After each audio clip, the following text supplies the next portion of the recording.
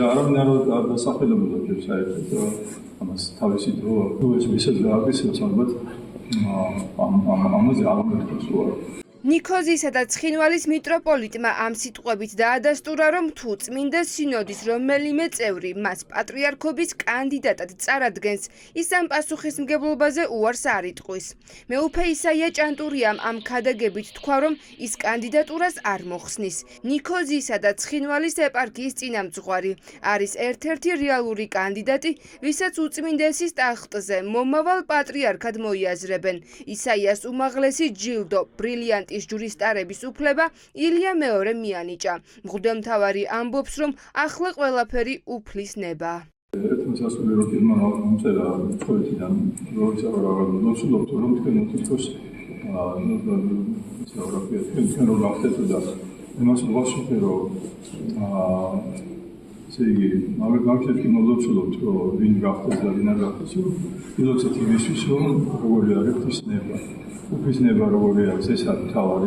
ორ თვეში საქართველოს ახალი პატრიარქი უნდა ჰყავდეს, ვინ ჩაიბარებს ილია მეორის მემკვიდრეობას. კიდევ ერთი კანდიდატი ეს მეუფე დანიელია. ისიც ილია მეორის მინიჭებულ ძვირფას თავსაბურავს ატარებს. ერთადერთი დაბრკოლება მისი ასაკია.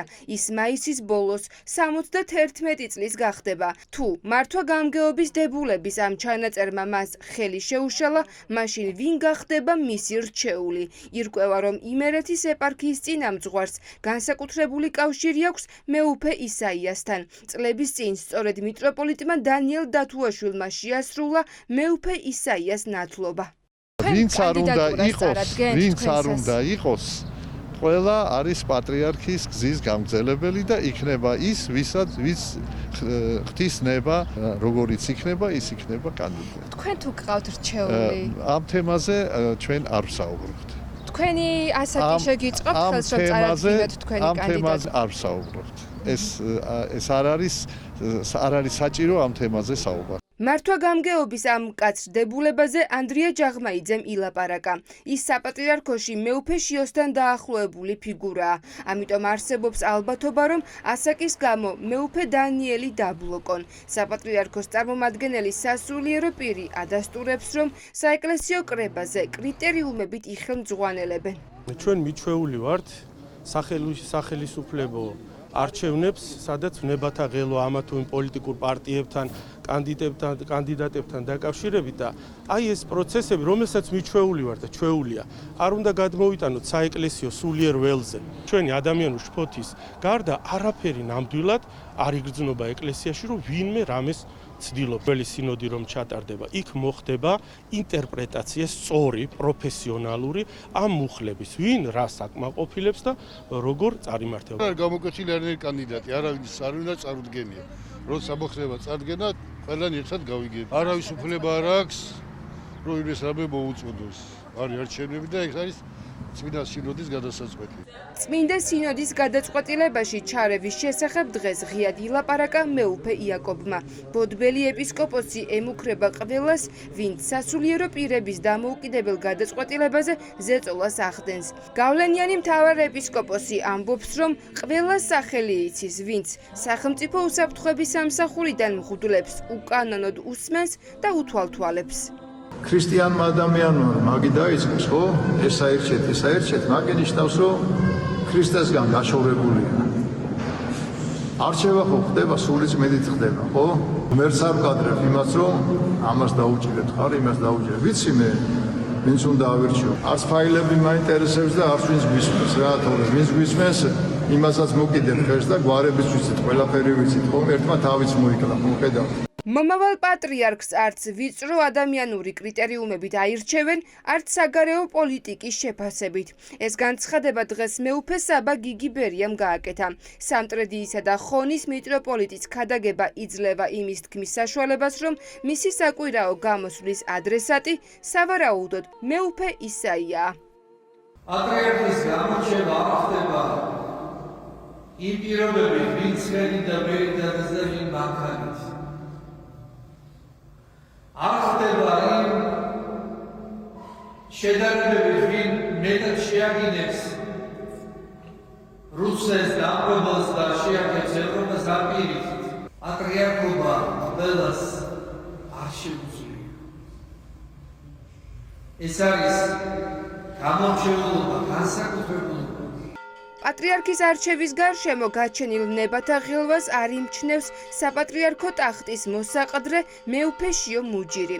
სენაკისა და ჩხოროწყუს მიტროპოლიტი ერთ-ერთი რეალური კანდიდატია, ვინც შესაძლოა საქართველოს საპატრიარქო ტახტზე დაადგინონ. ვილოცოთ აღსრულდეს ნება ღვთისა, თქვა დღეს პატრიარქის ილია მეორის ძმისშვილმა მეუფე დიმიტრი შიოლაშვილმა. ჩვენ ვიცით, რომ ბოროტსაზე და დგას ეს წუთის სოფელი. როგორც ამბობს მოციქული, მაგრამ რატომ ვიცით ჩვენ ეს? იმიტომ რომ ასევე ვიცით, არსებობს სიკეთე, არსებობს საღვთო სინათლე და ეს ძალიან ბევრია სამყაროში. და ეს ჩვენ გვეძლევა, მაგრამ ეს რომ გაიხსნას ჩვენში, ამისთვის საჭიროა ეს სინანულის გზა.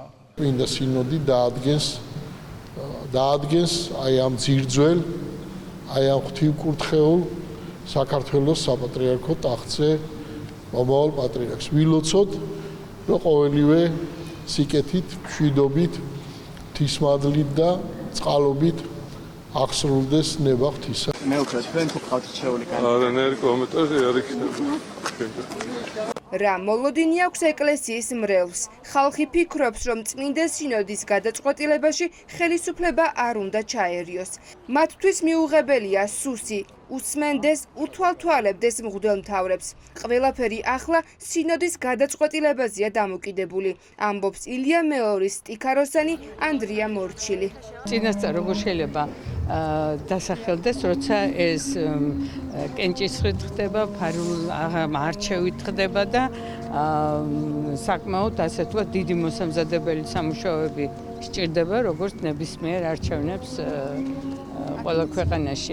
მე ჩემი აზრი ის არის, რომ არ მგონია, რომ საერთოდ ვინმე უსმენდეს და ამით იყვნენ დაკავებული სახელმწიფო და თავად ეკლესია. დაუჯერებელი არის. ეს არის სინოდის გადასაწყვეტი და არავის საქმე არ არის ამაზე საუბარი. 4 შვილი ყავს პირადად ილია მეორის ნათლული, ასე რომ ეს ჩვენი ოჯახის წევრი იყო და ჩვენი ოჯახის გამგზელებელი იქნება ყოველთვის. რახან არსებობს ჩვენი ადათგან, მამათგან და წინაპრებისგან და ყველა კათოლიკოსი პატრიარქი დაუნიშნა წმინდა სინოდს, მაინც მთავარი სიტყვა წმინდა სინოდმა უნდა წარმოთქვას. ფიქრობ, რომ უფრო მშვიდად ვიძნებით და ვიღვიძებით, როცა ვიცოდით, რომ ჩვენს გვერდით ილია მეორე იყო, მაგრამ იმედი გვაქვს. და იმედი არის იმის, რომ სადაც ახლა იმყოფება, იქიდან ლოცულობს ჩვენთვის. მიხარია, რომ მრევლი ბევრად გაზრდილი არის ტაძრებში, ჩემს ტაძარში სიონში. პატრიარქი სიტყვებით როგორ იქნებოდა და წმინდა სინოდი რასაც გადაწყვეტავს, ეს იქნება მეუფეების კურთხევაც. და ტახტზე ვინცავად უკვე მეუფეები გადაწყვეტა. მოქმედი ეპისკოპოსებიდან მღვდელმთავრობის ყველაზე ხანგრძლივი გამოცდილება მანგლისისა და თეთრი წყაროს მიტროპოლიტს ანანია ჯაფარიძეს აქვს. კანდიდატად მოიაზრებენ გორის მიტროპოლიტს ანდრია გვაზავასაც, ასევე ფოთისა და ხობის მიტროპოლიტს გრიგოლს, მრობელ ურბნელ მიტროპოლიტს იობს, ქორეპისკოპოს თეოდორე ჭუაძეს. ახალი პატრიარქი 3 კანდიდატურიდან ირჩევა. გამარჯვებისთვის საჭიროა მინიმუმ 20 ხმა.